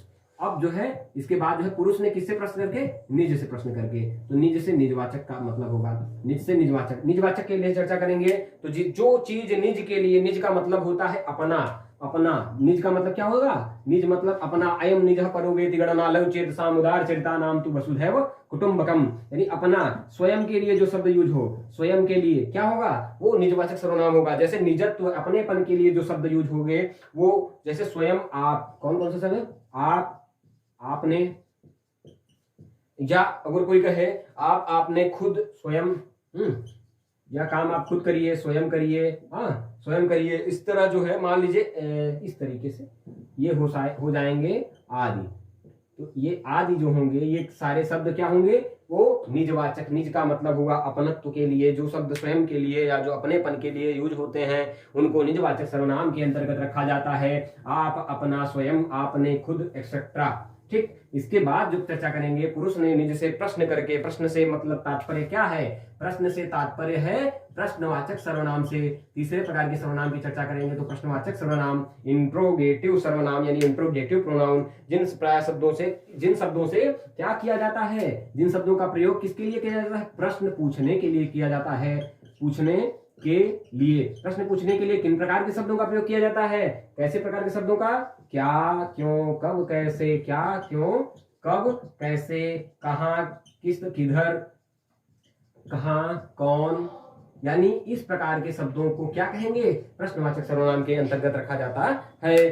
कितना, कैसे, क्या, क्यों, कब, कैसे, कितना, कहाँ, कौन, कब, इस प्रकार के जो शब्द होंगे उनका प्रयोग प्रश्न पूछने के लिए किया जाएगा तो वो कौन प्रकार के सर्वनाम होंगे, वो प्रश्नवाचक सर्वनाम कहे जाएंगे। इस प्रकार आगे बढ़ते हैं, क्रम बढ़ाते हैं। ठीक है, ये होंगे प्रश्नवाचक सर्वनाम। अब तीसरे प्रकार की चर्चा करने के बाद पुरुष ने निज के संबंध में प्रश्न करके, इसके अब एक चीज चर्चा और ध्यान दीजिए कि निश्चयवाचक सर्वनाम क्या है। ठीक है, अब एक सर्वनाम भी बचा है, छूट गया है, वो आगे बता देंगे उसको। संबंधवाचक सर्वनाम, निश्चयवाचक सर्वनाम, निश्चयवाचक सर्वनाम से मतलब होगा कि डेफिनेट प्रोनाउन। आप समझ रहे हैं, निश्चय का मतलब क्या होगा, डेफिनेट, यानी जिससे किसी निश्चित वस्तु या किसी निश्चित वस्तु स्थान, किसी निश्चित वस्तु स्थान, व्यक्ति, वस्तु स्थान, व्यक्ति आदि का बोध हो। ठीक है, व्यक्ति आदि का बोध हो, आदि का बोध हो तो कौन सा सर्वनाम होगा, वो निश्चयवाचक सर्वनाम होगा। जैसे कहा जाए कि वह किताब मेरी है, ऐसे कहा जाए। अगर ये जान लीजिए कि वह शब्द तो पुरुषवाचक सर्वनाम के अंतर्गत आता है, जैसे मैंने आपको बताया था, लेकिन यहां भी वह शब्द आया, लेकिन किसके लिए आया, किसी किताब के लिए आया, न कि किसी स्त्री या पुरुष के लिए आया। वह किताब मेरी है, इसका मतलब वह निश्चित वह किताब, वही किताब मेरी है, इसलिए वह किताब जो है, वह शब्द जो है, या जो है, यह एक काली गाय है, या ऐसे कहा जाए यह एक काली गाय है। इसका मतलब यह हुआ कि निश्चित है, क्या है, यह एक काली गाय है, यह लड़का मोटा है, यानी यह जो लड़का है यह क्या है, निश्चित है। यानी यह वह शब्द जब किसी निश्चित व्यक्ति, वस्तु, स्थान के लिए वो प्रयोग किए जाते हैं तो निश्चयवाचक सर्वनाम कहे जाते हैं। इन्हें रख लो या इन्हें तुम जो है दिमाग में बैठा लो कि वे लोग जो है, वे लोग खिलाड़ी हैं, ऐसे कहा जाए। क्या हो जाए, कहा जाए कि वे क्रिकेट के खिलाड़ी हैं, ऐसे कहा जाए वे क्रिकेट के खिलाड़ी हैं, तो वे शब्द क्या है, वह निश्चयवाचक सर्वनाम है। ठीक, इसके बाद चर्चा करते हैं किसकी, अनिश्चयवाचक सर्वनाम। निश्चयवाचक सर्वनाम के बाद किसकी चर्चा, अनिश्चयवाचक सर्वनाम। अनिश्चय का मतलब जो निश्चित न हो, यानी इनडेफिनिट हो, यानी जो चीज निश्चित न हो उसको अनिश्चित कहेंगे। ऐसे अगर किसी यानी अनिश्चित व्यक्ति, यानी ऐसे व्यक्तियों के नाम की जगह जो शब्द यूज हो जो क्या हो, निश्चित ही न हो। जैसे निश्चित में क्या हो कि कुछ व्यक्ति आ रहे हैं, कौन आ रहे हैं, कुछ व्यक्ति। अब भैया कुछ व्यक्ति आ रहे हैं, व्यक्तियों की न तो संख्या निश्चित है, न तो क्या है, कुछ, किसी, कोई। ऐसे कोई कहे दरवाजे पर कोई, ऐसे कहता है नहीं, दरवाजे पर कोई व्यक्ति खड़ा है, या दरवाजे पर कोई जो है आया है, कोई संत आया है, इस तरह अगर कोई कहे तो कोई शब्द क्या है, वो अनिश्चितता का बोध कराता है, इंडेफिनिट है, यानी यह निश्चित नहीं है। तो इस प्रकार जो है निश्चित अनिश्चित में फर्क इतना है कि जब किसी चीज की ओर संकेत करते हुए कोई श्रोता, कोई वक्ता कहे और वह शब्द जो है वो निश्चितता की ओर ले जाए, आपको निश्चित कहे हाँ यह गाय काली है, तो यह शब्द होगा वो निश्चय सर्वनाम होगा। लेकिन कहे कि कोई गाय जो है वहां पे दरवाजे पर खड़ी है, या कोई व्यक्ति दरवाजे पर है, या कोई नदी, इस तरह कोई नदी जो है वो बहुत बड़ी है, इस तरीके से शब्द जो आए, कोई शब्द, कुछ शब्द, कोई शब्द, और जो है किन्हीं शब्द, किन्हीं, तो इस प्रकार के शब्दों को जो है अनिश्चयवाचक सर्वनाम के अंतर्गत रखा जाता है। अनिश्चयवाचक सर्वनाम के बाद आगे चलेंगे, चर्चा करेंगे।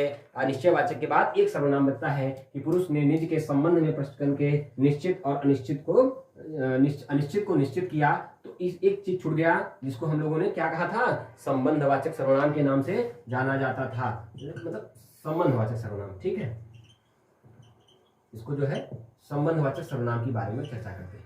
अब देखिए संबंधवाचक सर्वनाम, 6 प्रकार के सर्वनाम की चर्चा जो हम लोगों ने शुरू की थी, जिसमें अब हम लोग लास्ट सर्वनाम के अंतर्गत आए हैं, जिसका नाम है संबंधवाचक सर्वनाम। अब संबंध, जिन सर्वनाम का प्रयोग संज्ञा सर्वनाम के संबंध बताने के लिए किया जाता है, ये किसके लिए यूज होता है, संबंध बताने के लिए, संबंध बताने के लिए। अब संबंध बताने वाले शब्दों को किस प्रकार जैसे करेंगे कि जैसा वैसा जिनका, जैसा करोगे ऐसा कहेंगे ना, जैसा करोगे वैसा पाओगे, जैसा कर्म करोगे वैसा फल पाओगे। तो यहाँ जो जैसा शब्द है और वैसा शब्द है एक दूसरे के पूरक के रूप में, यानी जैसा जहां यूज हुआ वहां वैसा आया, तो क्या होगा, यानी एक का संबंध दूसरे से, यानी अगर तुम जो है अच्छा कर्म करोगे तो अच्छा फल प्राप्त करोगे, यानी अगर जैसा कर्म करोगे वैसा फल पाओगे। तो जैसा यानी जिसका उसका, कहते हैं जिसकी लाठी उसकी भैंस, अगर यहाँ पे ऐसे शब्द आया,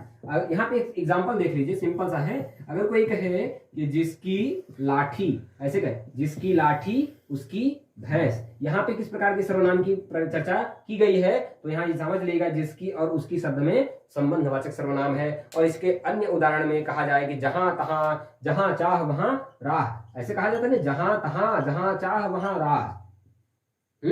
इस प्रकार जहां, हाँ, तो इस प्रकार जहां पहुंचे कभी वहां पहुंचे, जहां वहां ये कह सकते हो, जहां वहां, ठीक है। जहां वहां शब्द जो है संग, जितना उतना, जैसी तैसी, जैसी तैसी, ठीक है।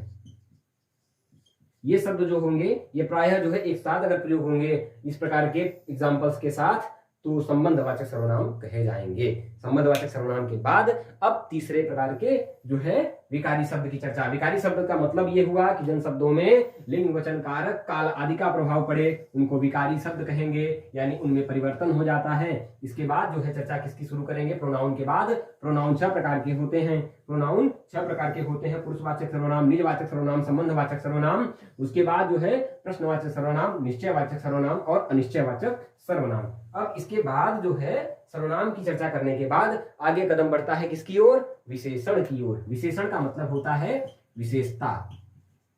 विशेषण से मतलब क्या है, विशेषण से तात्पर्य यही है ना, विशेषता। विशेषता मतलब एडजेक्टिव, एडजेक्टिव। एडजेक्टिव का मतलब हुआ कि जब किसी शब्द की यानी संज्ञा यानी वे शब्द जो क्या करते हैं, किसी व्यक्ति या किसी सर्वनाम या किसी संज्ञा का क्या करें, विशेषता बताएं। क्या बताएं, उसकी क्वालिटी बताएं, उसके गुण धर्म दशा का बोध कराएं, तो क्या शब्द होंगे, वे विशेषण शब्द कहे जाएंगे। अगर इसकी परिभाषा आप लिखना चाहते हैं तो सीधा सीधा है कि संज्ञा अथवा सर्वनाम की विशेषता प्रकट करने वाले शब्दों को सर्वनाम कहा जाता है, वो विशेषण कहा जाता है। जैसे कोई कहे काला है, वह बहुत सुंदर है, वह क्या कहे, वह बहुत सुंदर है, या वह बहुत जो है मोटा है, ऐसे कहा जाए। अगर कोई कहे जैसे कोई कहे कि हिमालय के पूर्वी भाग में, इसमें हिमालय के पूर्वी भाग में कुछ राज्य हैं जो बहुत ही ठंडे प्रदेश के अंतर्गत आते हैं। इस प्रकार जो है पूर्वी शब्द, पश्चिमी शब्द, इस तरीके के शब्दों को जैसे कहा जाए कि जो है समाचार सुधा वर्षण, ऐसा कहा जाए ना, समाचार सुधा वर्षण। अगर हिंदी का क्या है, दैनिक समाचार पत्र है, समाचार सुधा वर्षण जो है हिंदी का दैनिक जो है समाचार पत्र है, तो यहाँ दैनिक शब्द क्या है, ये इसकी विशेषता बता रहा है। क्या बता रहा है, इसकी विशेषता बता रहा है, तो क्या होगा, यह विशेषण होगा, ठीक है। यानी जो विशेषता बताए वही विशेषण होगा। अब इसमें एक चीज जान लीजिए, थोड़ा चीजें हैं जो क्लियर कर लीजिए। अब देखिए 3 प्रकार के विशेषण, 3 भाग में विशेषण देख लीजिए। एक होगा विशेषण, एक होगा विशेष्य और एक होगा प्रविशेषण। क्या होगा, एक प्रविशेषण, जो प्रायः जो है आपके परीक्षाओं में पूछा जाता है। जैसे चर्चा करेंगे कि विशेषण क्या होता है, तो विशेषण, हाँ विशेषण होता है कि जिसकी विशेषता बताई जाए, जिसकी विशेषता। अब ये देखिएगा किसकी विशेषता, जिसकी विशेषता बताई जाए, जिसकी विशेषता बताई जाए वो क्या है, वो विशेषण है। जिसकी विशेषता बताई जाए वो विशेषण है। और ये क्या है, विशेष्य क्या है, ठीक है। यानी अच्छा, जो विशेषता, हाँ जिसकी विशेषता बताई जाए वह विशेष है। सॉरी, एक चीज जो है थोड़ा सा ऊपर नीचे हो गया है, ये देखिए यहाँ जिसकी विशेषता बताई जाए, यानी जिस संज्ञा या सर्वनाम की विशेषता बताई जाए वह क्या होता है, वह विशेष्य होता है। वह क्या होता है, वह विशेष्य होता है। यानी जिस व्यक्ति या जिस सर्वनाम या जिस संज्ञा की विशेषता बताई जाए वह होगा विशेष्य। अब मैं उदाहरण के द्वारा आपको इसको एकदम क्लियर कर दूंगा ताकि कोई दिक्कत ही न रह जाए। विशेषण क्या होता है, यानी जो विशेषता बताई जाए, जो विशेषता बताई जाए, जो विशेषता बताई जाए, इसको कहेंगे विशेषण। अब एक चीज आता है प्रविशेषण की। अब प्रविशेषण के बारे में कहेंगे। प्रविशेषण क्या होता है, सिंपली समझ लीजिए। प्रविशेषण जो होता है वह होता है कि जो विशेषण की विशेषता बताए, जो क्या करे, विशेषण की भी विशेषता बता दे। हाँ, विशेषण की विशेषता बताए। परीक्षाओं में लगभग ये बहुत बार पूछा गया है, समझ रहे हैं। जो विशेषण की विशेषता बताए, ठीक है, वो क्या होगा, वो प्रविशेषण के अंतर्गत। अब एक जो है उदाहरण के द्वारा एक समझ लीजिए कि जैसे क्या है कि राम बहुत सुंदर है। राम बहुत सुंदर है। एक उदाहरण देख लीजिए, बहुत सिंपल से समझ में आ जाएगा। ये तीनों चीजें एकदम समझ में आ जाएंगी। अब जिसकी विशेषता बताई जाए वह क्या है, विशेष्य है। तो राम यहाँ पे क्या हो गया, विशेष्य है। किसी संज्ञा की विशेषता बताई जा रही है और जिसकी विशेषता बताई जाएगी उसको विशेष्य कहा जाएगा। इसी तरह जो बहुत है वह किसकी विशेषता बता रहा है, सुंदर की। जो बहुत शब्द है वह प्रविशेषण है। और इसी तरह जो है आगे जो है सुंदर क्या है, यह विशेषण शब्द है। यानी जो विशेषता बताने वाला शब्द है वह जो है विशेषण है। वो क्या है, विशेषण है। तो विशेषण, विशेष्य और प्रविशेषण में बस यही इसका ही फर्क है। अब जो है क्या करेंगे चर्चा, आगे विशेषण के भागों की चर्चा करेंगे। विशेषण के कितने प्रकार हैं। संज्ञा सर्वनाम की विशेषता बताने वाले शब्दों को विशेषण कहा जाता है। विशेषण जो है वो 4 प्रकार के होते हैं। 4 प्रकार के विशेषणों में सबसे पहले जो है गुणवाचक विशेषण, संख्यावाची विशेषण, ठीक है, उसके प्रकार जो है परिमाणवाचक विशेषण, और उसके बाद सार्वनामिक विशेषण की चर्चा करते हुए आगे अंतिम टॉपिक पे पहुंचेंगे। हमारे भाग 1 के कौन सी विशेषण के भाग में चर्चा करेंगे। सबसे पहले थोड़ा सा इसमें जो है उसमें कमी है, देखिए विशेषण के बारे में जब चर्चा करेंगे तो सबसे पहले हम चर्चा कर लीजिए गुणवाचक विशेषण की। किसकी चर्चा कर लीजिए, गुणवाचक विशेषण की। गुणवाचक विशेषण से तात्पर्य क्या है, संज्ञा सर्वनाम में गुण दोष रंग, कौन से गुण दोष रंग रूप, ठीक है, दशा अवस्था, ठीक है, इस प्रकार के आकार, उसके आकार के बारे में चर्चा करें, ठीक है, आकार, रंग, गुण दोष रंग रूप, आकार, रंग, ठीक है, समय या स्वाद, इस प्रकार के, जैसे वो क्या है, खट्टा मीठा, इस प्रकार के शब्द क्या है, वो गुणवाचक है। स्वाद, इसी प्रकार जो है गंध, दशा आदि इस प्रकार के जो शब्द हैं वो क्या होंगे, वो गुणवाचक संज्ञा, गुणवाचक विशेषण के अंतर्गत आते हैं। गुणवाचक विशेषणों में जब आप इसकी जैसे मान लीजिए कि जैसे कहा जाए गुणवाचक में, जैसे एक शब्द है क्या है, अच्छा है, तो अच्छा क्या है, गुण है, अच्छा है। जैसे क्या है, ईमानदार है, ईमानदार है, तो ये भी क्या है, एक जो है नैतिकता का गुण है, ईमानदार है। जैसे वह दयालु है, ठीक है, वह क्या है, दयालु है, वह बुरा है, ठीक है, वह सज्जन है, ठीक है, ये गुण है। सज्जनता क्या है, गुण है।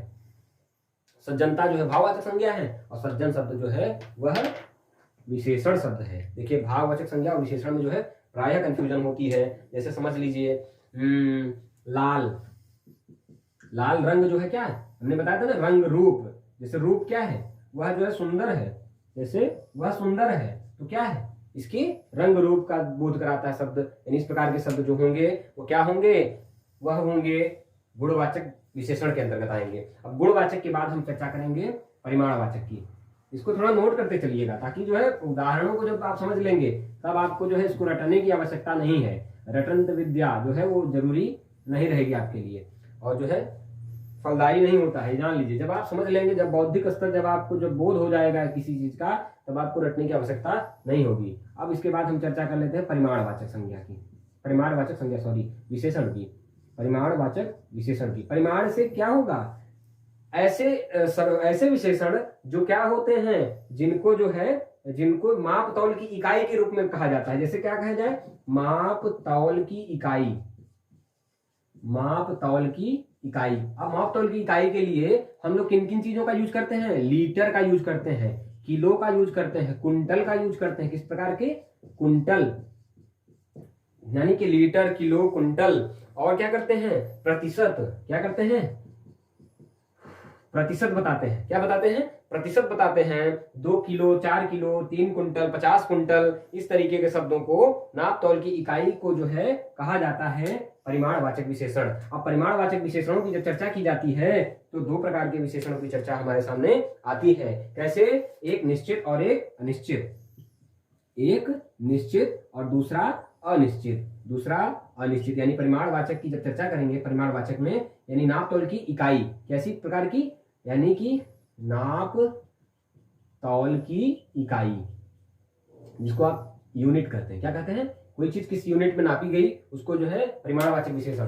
अब परिमाणवाचक में जब कोई कहे ये निश्चित क्या है, अनिश्चित क्या है, जैसे कहे कि माँ ने 2 किलो लड्डू दिए, माँ ने 2 किलो क्या दिए? लड्डू दिए। तो कैसा है? 2 किलो क्या है? वो किस प्रकार का परिमाण है? निश्चित है। अब कोई कहे कि जैसे रामू ने गणित में, किसमें? गणित विषय में कितने प्रतिशत अंक? 80% अंक। ये देख लीजिएगा यहाँ पे 80% लिखा है। ये क्या लिखा है? ये प्रतिशत का चिन्ह है। और प्रतिशत का चिन्ह देख के यहाँ 80 शब्द देख के आप संख्यावाची मत सोचिएगा कि संख्यावाची है। संख्यावाची से मतलब ये नहीं है कि वह क्या हो आगे। ये देखिए संख्यावाची से मतलब ये है कि जो है यहाँ पे प्रतिशत शब्द लिखा है ना। अब मैंने बताया कि जब कोई नाप तौल की इकाई प्रतिशत जो है वो क्या होती है, वो नाप तौल या जो है एक मात्रा का बोध कराता है कि हमने 80% कार्य यह पूर्ण कर लिया है। तो रामू ने गणित विषय में 80% अंक प्राप्त किए। जैसे कोई कहे कि कप में थोड़ी सी चाय है, या कप में क्या है? ये थोड़ी सी। अब ये भी तो एक मात्रा बता रहा है भैया थोड़ी सी चाय है, लेकिन यह जो है निश्चित नहीं है। निश्चित नहीं है। बहुत संतरे हैं, टोकरी में बहुत सारे संतरे हैं, या बहुत संतरे हैं। तो यहाँ पे जो बहुत है वह भी एक परिमाण बता रहा है, मात्रा बताने का बोध हो रहा है, लेकिन यह क्या है? निश्चित नहीं है। तो यानी दो प्रकार के विशेषण हो जो है परिमाणवाचक विशेषण, एक निश्चित हो गया और एक अनिश्चित हो गया। अब परिमाणवाचक के बाद अब चर्चा कर लेते हैं किसकी? संख्यावाची विशेषण की। किस प्रकार की विशेषण का? जिससे विशेषण की किसी विशेष प्रकार यानी संज्ञा सर्वनाम की क्या हो? संख्या का बोध हो। संख्या या सर्वनाम की संख्या का बोध, यानी जिसको हम कहेंगे संख्यावाची विशेषण। संख्यावाची विशेषण से तात्पर्य यह है कि संज्ञा या सर्वनाम की क्या बताते हैं? संख्या। किसकी? संज्ञा या सर्वनाम की संख्या। संख्या से मतलब है संख्यावाची। संख्या का मतलब हुआ कि जैसे 5, 10, 25, यानी ये सब क्या है? संख्याएं हैं। और संख्याओं से मतलब होगा कुछ कोई, कुछ शब्द में भी जो है कुछ कोई,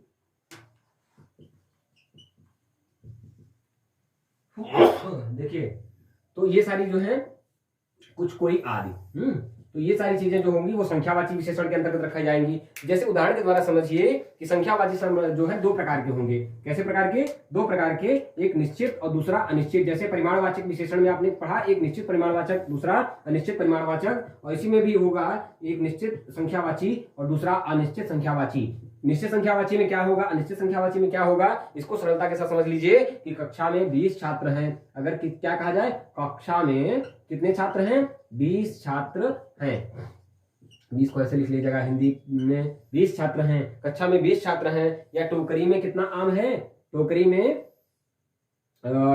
में 10 आम है। टोकरी में कुल कितने आम हैं? 10 आम हैं। तो यहाँ क्या हो रहा है, आम की जो संख्या है वो 10 है, यानी निश्चित है। तो क्या होगा, निश्चित वाचक सर्वनाम 20 छात्र हैं, तो ये संख्या निश्चित है, तो 20 छात्र हैं, तो निश्चित वाचक। अच्छा कहे कि कक्षा में कुछ छात्र हैं, अगर कोई कहे कक्षा में कुछ छात्र हैं, तो कुछ क्या हो गया, यह अनिश्चित है। इसी तरह टोकरी में 10 आम हैं, टोकरी में 10 आम है, चला है ना, टोकरी में 10 आम हैं, तो क्या हो गया, टोकरी में 10 आम हैं, तो ये सही है। तो अब कोई कहे कि टोकरी में कुछ आम हैं, क्या हो जाए, कुछ आ जाए, यानी संख्या का बोध ही न हो, यानी कई आम है, टोकरी में कई आम है। इस प्रकार जो है संख्या का बोध न पता चले, कितना है वो पता न चले, तो अनिश्चित संख्यावाची विशेषण। संख्यावाची विशेषण को दो भागों में, निश्चित और अनिश्चित। इसके बाद जब चर्चा शुरू करेंगे, एक सर्वनाम शायद और बचा रह गया है, एक जो है विशेषण बचा रह गया है, जिसको कहेंगे सर्वनामिक विशेषण कहा जाता है। इसको कहा जाएगा संख्यावाची के बाद सर्वनामिक विशेषण। यह यह क्लास इसलिए थोड़ा लंबी जा रही है क्योंकि जो इसमें तथ्य बताए जा रहे हैं वो बहुत ही परोक्षोपयोगी है। परोक्षोपयोगी मतलब समझ रहे हैं, बहुत ही ज्यादा महत्वपूर्ण है, यानी इनको जो है हम स्किप नहीं कर सकते हैं। कोई तथ्यों को अगर स्किप करेंगे तो दिक्कत होगी। इसके बाद जो है सार्वनामिक विशेषण, यानी ये लास्ट है। अब 4 टोटल थे जिसमें आपने गुणवाचक, परिमाणवाचक, संख्यावाचक और सार्वनामिक विशेषण। सार्वनामिक विशेषण यानी संज्ञा किसी एक चीज का ट्रिक जान लीजिए। सार्वनामिक विशेषण क्यों कहा जाता है कि जैसे किसी व्यक्ति का नाम है, जैसे वह कलम बहुत अच्छी है, अगर ऐसे कहा जाए, क्या कहा जाए, वह कलम बहुत अच्छी है। और यहाँ कलम शब्द क्या है, संज्ञा है, और संज्ञा के जस्ट पहले अगर कोई सर्वनाम होगा, संज्ञा के जस्ट पूर्व में अगर कोई सर्वनाम होगा तो इसको कहा जाता है सार्वनामिक विशेषण कहा जाता है। उसको क्या कहा जाता है, सार्वनामिक विशेषण। ये जान लीजिए, ये किताबों में भी देखने के लिए नहीं मिलता, लेकिन इसको पहचानने की सबसे सरल व्यवस्था यही है कि अगर किसी संज्ञा के जस्ट पहले अगर कोई सर्वनाम है तो सर्वनामिक विशेषण होता है। क्या होता है, जो सर्वनाम शब्द संज्ञा से पूर्व होते हैं और उसकी विशेषता बताते हैं। क्या करते हैं, उसकी विशेषता बताते हैं। कोई लड़का बाहर खड़ा है, अगर कोई कहे कि कोई लड़का, इस तरीके से अगर कोई लड़का कहे कि कोई लड़का क्या है, वो बाहर खड़ा है, कोई लड़का क्या है, वो बाहर खड़ा है, तो यहाँ पे लड़का शब्द संज्ञा है और संज्ञा के जस्ट पहले कोई सर्वनाम का प्रयोग हुआ है तो यह सार्वनामिक विशेषण है। इसी प्रकार वे मोहन के लड़के हैं, अगर ऐसे कहा जाए कि वे किसके लड़के हैं, मोहन के लड़के हैं, वे मोहन के लड़के हैं, तो यहाँ मोहन शब्द क्या है, संज्ञा है, और संज्ञा के जस्ट पहले क्या है, सर्वनाम है, तो यह क्या है, सार्वनामिक विशेषण है। क्या है ये, सार्वनामिक विशेषण है। अगर कोई कहे यह घर है, यह क्या है, घर है, तो घर शब्द क्या है, संज्ञा है, और संज्ञा के जस्ट पहले अगर कोई सर्वनाम है तो क्या है, सार्वनामिक विशेषण। इससे सरलता से समझने का कोई जो है उपाय ही नहीं है।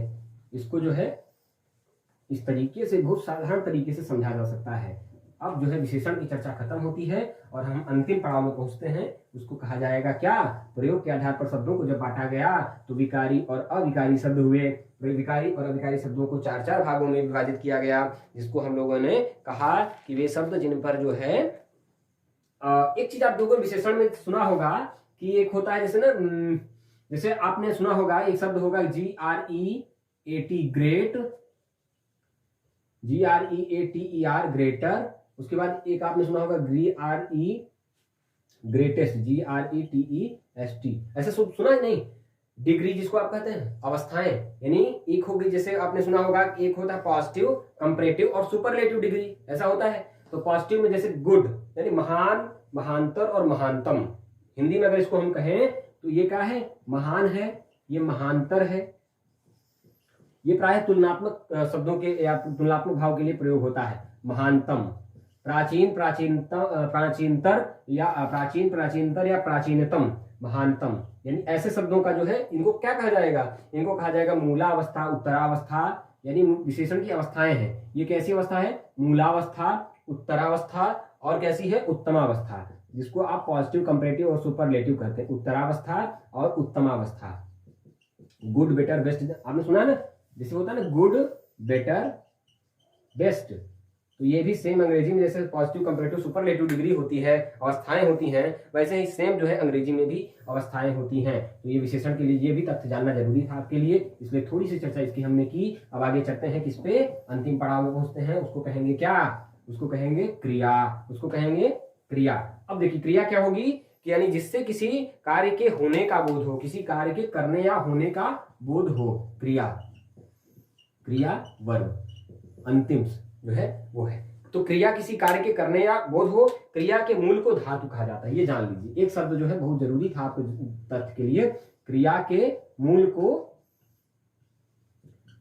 धातु कहते हैं। जैसे आपको कोई कहे कि जैसे चलना, ये क्या है, क्रिया है, लेकिन यह शब्द कैसे बना है, चल प्लस ना, यानी यह जो मूल क्रिया है वो क्या है, चल है।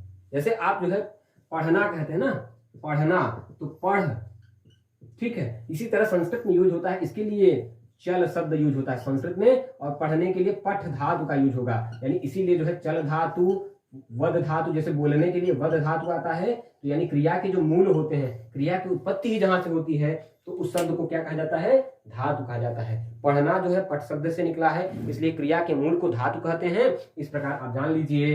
अब क्रिया को बांटना शुरू करिए। किसी कार्य को करना, यानी जिन शब्दों से किसी कार्य के करने या होने का पता चलता है उसे क्रिया कहा जाता है। क्रिया के मूल को धातु कहते हैं। जैसे कोई कहे कि कोई शब्द क्या, चलना, चलना जो है वो क्रिया है, लेकिन चल शब्द जो है वो मूल शब्द है, यानी मूल धातु है, क्रिया का मूल है। अब क्रिया को जो है अगर हम कहते हैं ना कर्म के आधार पर क्रिया, कर्म के आधार पर, कर्म के आधार पर क्रिया, अगर कर्म के आधार पर क्रिया को बांटेंगे तो कैसी क्रियाएं होंगी? एक होगी सकर्मक, सकर्मक, और दूसरी कैसी होगी?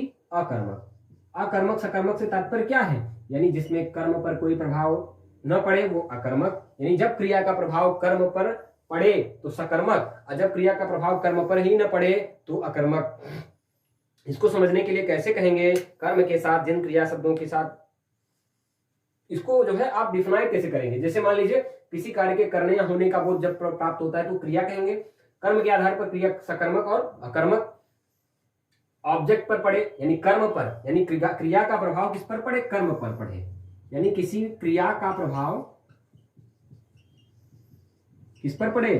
कर्म पर पड़े, कर्म पर पड़े तो क्या होगा? सकर्मक। जैसे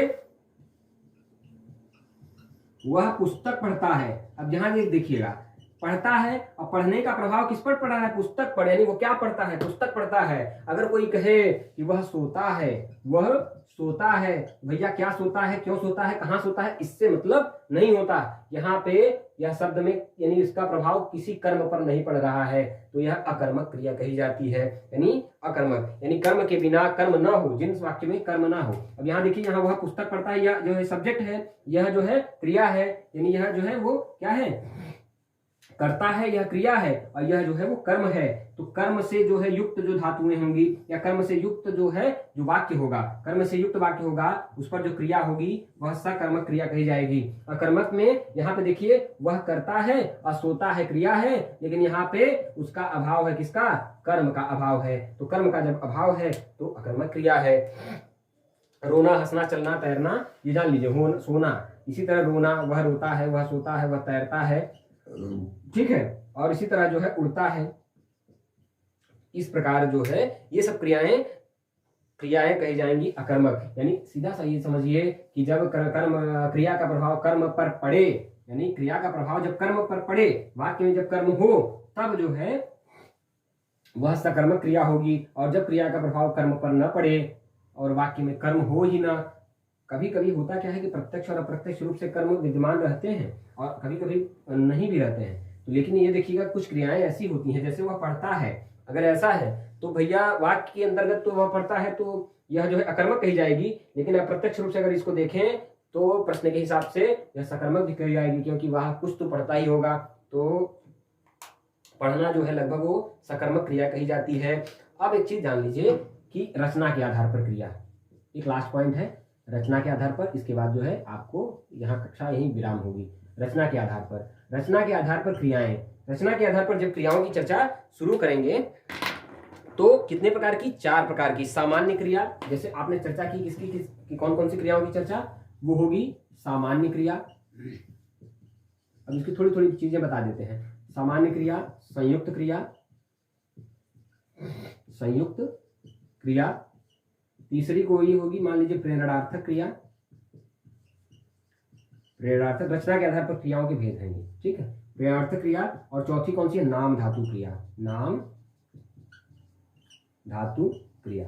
अब कैसे पता करेंगे कि इसमें कौन कौन सी क्रियाएं किस प्रकार की हैं? जैसे सामान्य क्रिया की बात करते हैं, जैसे वह चलता है, वह पत्र लिखा, वह गांव जाता है, इस प्रकार के क्रियाओं को हम क्या कहेंगे? सरल यानी सामान्य क्रियाएं। जैसे कहें भैया वह किताब पढ़ता है, सीधा सीधा है, ये क्या है प्रकार की, किस प्रकार की क्रिया है? सामान्य क्रिया है। वह किताब पढ़ता है, वह नदी में तैरता है, वह विद्यालय जाता है, यह सामान्य क्रिया होती है, ठीक है। अब कोई कहे कि संयुक्त क्रिया होगी, कैसे? कि वह संयुक्त क्रिया कैसे होगी कि वह बाजार चला गया। अब यहाँ गया भी शब्द क्रिया है और चला भी शब्द क्रिया है, यानी दो क्रियाओं का जब योग संयुक्त रूप से हुआ तो यह संयुक्त क्रिया के अंतर्गत आती है। जैसे वह बाजार गया, यहाँ पे देखिए वह किताब पढ़ता है, ठीक है, तो यह क्रिया हो गई सामान्य क्रिया। लेकिन वह बाजार चला गया, यहाँ पे दो क्रियाओं को संयोग किया गया, ठीक है, वह बाजार चला गया। जैसे यहाँ एक छोटा सा उदाहरण, जैसे वह लौट आया, वह लौट आया। अब यहाँ आया भी क्रिया है और लौटना भी क्रिया है, ठीक है, तो यह प्रकार की क्रिया जो होगी वो संयुक्त क्रिया के अंतर्गत आएगी। इसी प्रकार आगे चर्चा प्रेरणार्थक की करेंगे। तो प्रेरणार्थक में क्या होगा कि जिस क्रिया को कर्ता स्वयं न करके अन्य को करने की प्रेरणा देता है। जैसे किसी अन्य को करने की प्रेरणा देता है कि छात्र से पुस्तक पढ़वाया जाता है। छात्र से पुस्तक क्या होती है, या शिक्षक जो है छात्र से पुस्तक पढ़वाता है। इस प्रकार से अगर लिखा है, मान लीजिए कौन, शिक्षक जो है वो क्या करता है, छात्र से पुस्तक पढ़वाता है, तो करवाता है या पढ़वाता है या धुलवाता है या इस प्रकार की क्रियाएं हैं। तो नौकर से कपड़े धुलवाए जाते हैं, जोर देकर यानी कि जोकर दर्शकों को क्या करता है, हंसाता है, यानी वे क्रियाएं जिनसे प्रेरणा का बोध हो। प्रेरणा का मतलब समझ रहे हैं ना, मोटिवेशन, यानी छात्र से पुस्तक पढ़वाता है, इसके अंतर्गत पुस्तक पढ़ने की प्रेरणा जागृत की जा रही है, तो प्रेरणार्थक क्रिया होगी। नाम धातु क्रिया का मतलब हुआ कि अनुकरणवाची क्रिया, जैसे करके करवाना, जैसे कोई कहे हाथ से हथियाना, अनुकरणवाची शब्द, जैसे हाथ से हथियाना, हथियाना, हाथ से हथियाना, जैसे लाठी से लठियाना, ठीक है, टकराना, ये प्रकार की जैसे क्रियाएं हो नाम धातु क्रिया होंगी। जैसे टक्कर से टकराना, और जो है गरम से गरमाना शब्द है, खटखटाना शब्द है, थरथराना शब्द है, हाथ से हथियाना, गरम से गरियाना, लाठी से लठियाना, इस प्रकार के शब्दों को नाम धातु क्रिया के अंतर्गत रखा जाता है। अब जैसे कुछ क्रियाएं होती हैं जिसको किताबों में लगभग वो परीक्षाओं में पूछा जाता है, जिनको आप अलग से पढ़ लीजिए, उसको कहा जाता है पूर्वकालिक क्रिया। पूर्वकालिक क्रिया मतलब होता है कोई क्रिया जैसे पूर्व से ही हो जाए, उसको कैसे, जैसे कहे वह नहाकर विद्यालय जाता है, वह नहाकर विद्यालय जाता है, ठीक है। तो इसमें कोई जो है नहा करके कोई कार्य हो रहा है, यानी कोई पहले कार्य कैसी हुई, पूर्व में हुई, कोई कार्य पहले पूर्व में हुआ, कैसे, नहा कर, चल कर, जाकर, सोकर, इस प्रकार की क्रियाओं में जिनमें कर करके यूज होता है उसको पूर्वकालिक क्रिया कहेंगे। क्या कहेंगे, वह लेट कर सो गया, वह आकर सो गया, वह दूध पीकर गया, वह नहाकर पूजा करता है, इस प्रकार की क्रिया को, जैसे अगर कोई कहे कि जो है रोते रोते, हंसते हंसते, ये किस प्रकार की क्रियाएं हैं, द्वित्व क्रियाएं हैं, युग्मक क्रियाएं कही जाती है। रोते रोते, हंसते हंसते, रोते रोते, हंसते हंसते, हंसते हंसते, हाँ, चलते चलते, इस प्रकार की क्रियाओं को जो है द्वित्व क्रियाएं कहते हैं, चलते चलते, ठीक है। एक होती है तात्कालिक क्रिया, एक जान लीजिए, एक होती है तात्कालिक क्रिया। तात्कालिक क्रिया और पूर्वकालिक क्रिया में थोड़ा फर्क यह है कि जैसे कोई कार्य जैसे नहाकर पूजा करता है, या कोई कार्य यानी कि जो पहले पूर्व हुआ हो और वह कार्य तुरंत संपादित करने के बाद दूसरा कार्य जस्ट उसके बाद हो, तो वो तात्कालिक क्रिया, यानी उसी क्षण कोई कार्य पहले हुआ और उसके जस्ट तुरंत बाद हो दूसरा कार्य प्रारंभ हो जाता है, तो वह तात्कालिक क्रिया होगी। और उसके कुछ समय बाद अगर कोई कार्य होता है तो वो पूर्वकालिक क्रिया होगी। इस प्रकार जो है आपकी क्रिया वाला चैप्टर यहीं पे खत्म होता है, यानी विकारी शब्दों की चर्चा यहीं भाग 1 की हमारी खत्म होती है। इसके बाद जो है चर्चा हम आगे बढ़ाते हुए आगे ले चलेंगे अपनी कक्षा को। अब जो है चर्चा आगे किसकी होगी, अविकारी शब्दों की, ठीक। और इसी के साथ जो है अब आप जो है आगे वाली कक्षा को देखिएगा भाग 2 में, इसके बाद प्रयोग के आधार पर। लेकिन यह जो है 4 जो भाग थे वो बहुत ही महत्वपूर्ण थे, यानी परीक्षोपयोगी थे, आपके लिए आवश्यक से महत्वपूर्ण थे। इसको आप जो है नोट करते हुए चलिए और इसके उदाहरण को जो है समझते हुए चलिए। समझने से तात्पर्य यह है कि जब आप किसी चीज को बोध स्तर पर लाएंगे अपने, तो आपके लिए बाद में वो फलदायी होगी, यानी प्रायोगिक ढंग पे जब वो आपके लिए प्रत्यक्ष रूप से जब आएगी तो आप इसको समझ पाएंगे। और इसके साथ इस कक्षा को यहीं पे विराम देते हैं। जय हिंद और ठीक है।